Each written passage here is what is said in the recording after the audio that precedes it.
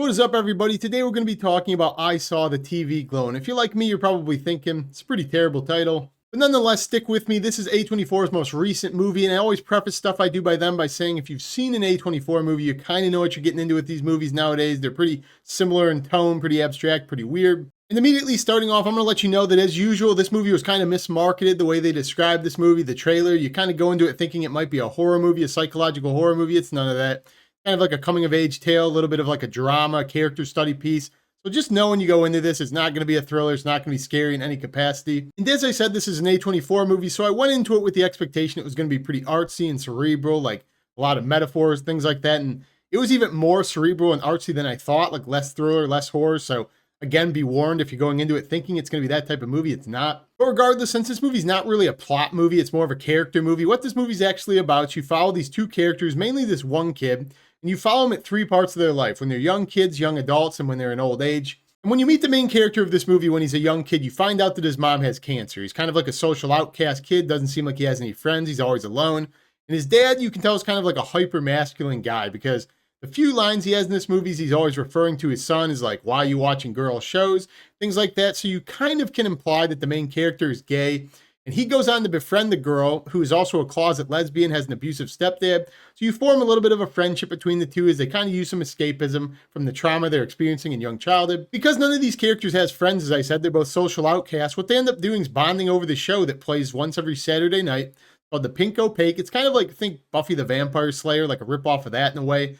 And they kind of form a bond over the fact that they both love the show. They're fanatical about it. And that's the friendship they have in young adulthood because they both share a similar commonality. And for me, getting into the biggest glaring positive to this movie is the cinematography and the way this movie looks. I mean, to me, I think this movie is visually beautiful. I absolutely love the style they're going for in this movie with like a retro neon 90s TV show vibe. I think it works fantastic for what they're trying to do. I thought the visuals and the music in this movie fit together like effortlessly for what they were trying to portray. I thought the music in this movie particularly was very eerie and kind of like depressing to listen to, the way it kind of flowed with the neon visuals. Thought it was a great contrast. So again, I kind of really liked what they were doing there. An artistic choice I really liked in this movie that they advertised in the trailer and the title for this movie is they have like a pink pen overlay that's kind of like writing on the screen to symbolize the times that you're in, how many years have passed, what's currently going on. Thought it fit really well. I also really liked like the visuals, how clean the camera is. It was like a super beautiful pic mixed with like a VHS graininess in a lot of scenes. I just thought the contrast worked really well. And the reason I thought this was such an artistic choice and to be like so upbeat with like pink and neon and all these vibrant colors is because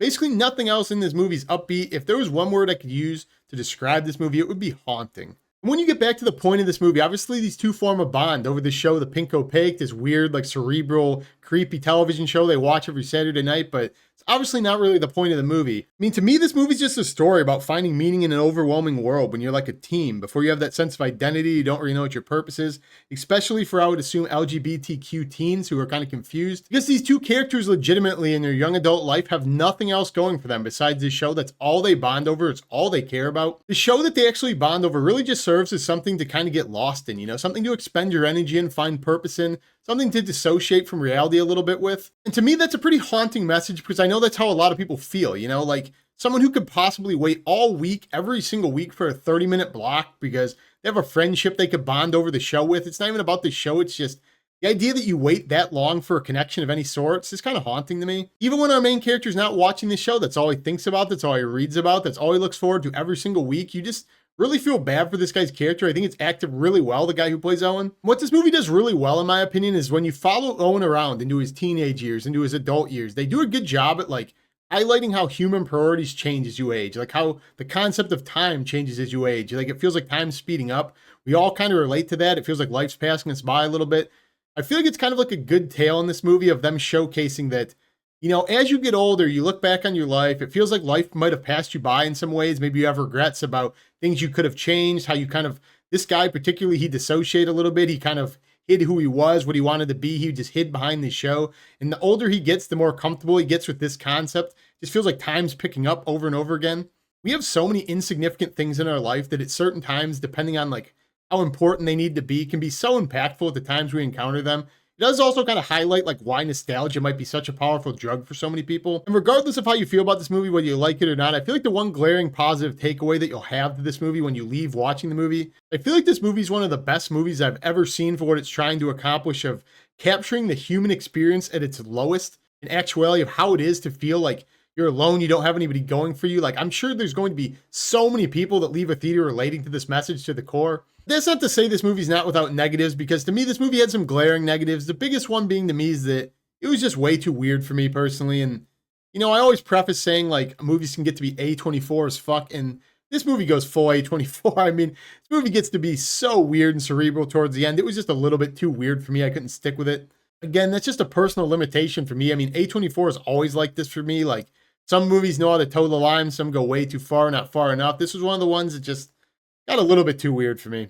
And the other negative being that I didn't find either of the characters that are in this movie a lot to be very relatable, like very understandable characters. Like, I could empathize with them, but not relate to them, because like my childhood, my life wasn't like this. So I can empathize and understand, like, this guy seems like a miserable guy. I feel bad for him, but it's kind of hard to relate to him a lot of the time they're on the screen, because it's so gloomy and it's so dark and depressing that, I don't know, just something that wasn't in my life. But overall, I will say this movie's a very typical A24 experience, where you'll have people who pretty much love A24 movies. They'll absolutely love this movie. But people who don't like A24 movies, can't really stand more weird, cerebral movies, they'll probably hate this movie. But the good thing is, A24 is kind of carving out a block of fans now that kind of know what to expect. I feel like not many people anymore watch A24 movies if they're not a fan of them, because they know what they're getting into. I thought the acting in this movie was good. I thought the visuals and the music were effective and haunting. And I understand the metaphor they're going for with the symbolism, but I have my limitations. And to me, this movie just got way too weird.